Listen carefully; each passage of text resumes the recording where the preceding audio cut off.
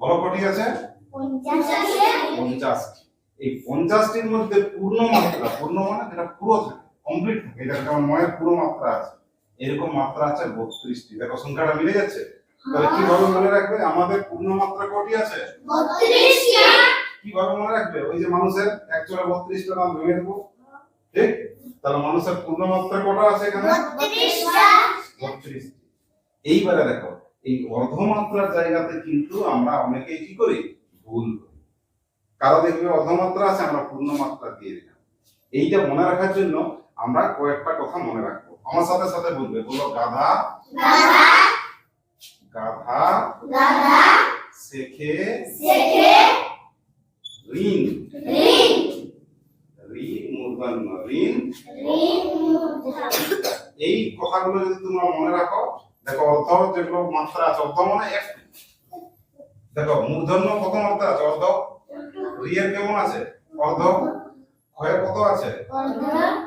গয়ের একটু আছে, ধয়েরও একটু আছে, এখানে বয়েরও একটু আছে, আর ক্ষয়েরও একটু আছে। এগুলোকে কি মাত্রা বলে? অর্ধমাত্রা। তার অর্ধমাত্রা কটি আছে? 8টি। 8টি। অর্ধমাত্রা কটি? 8টি। কিভাবে মনে রাখবে? গাধা শেখে ঋণ কথা। গাধা শেখে ঋণ কথা। একসাথে বলো, গাধা শেখে ঋণ কথা। তাহলে অর্ধমাত্রা মনে রাখতে পারবে?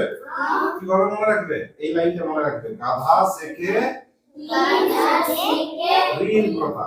ঋণ এগুলো কথা। সব হচ্ছে তোমাদের অর্ধমাত্রা। আর মাত্রা নেই এরকম কোটি আছে, হিসাব করো। 32 আর 8 কত? যোগ দিলে কত হয়? 40। 40। বাহ, খুব সুন্দর বলেছে। আর কটি বাকি আছে? 50 সাথে আর 10। তাহলে মাত্রাহীন কটি হবে বছর? 10টা। বলো দেখি কার কার মনে আছে মাত্রাহীন কে কে এখন বাদ পড়ে আছে? মাত্রা নেই এরকম কে কে আছে? না, কে কে?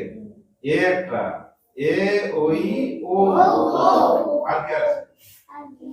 আছে আছে আছে। ও ইও না, চৈত্র মাত্রা আছে। আর কে আছে?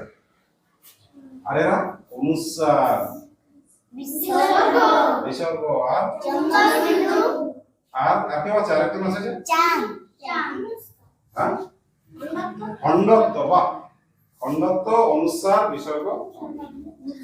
তাহলে কটা আছে আমাদের মাত্রাহীন? 10টা।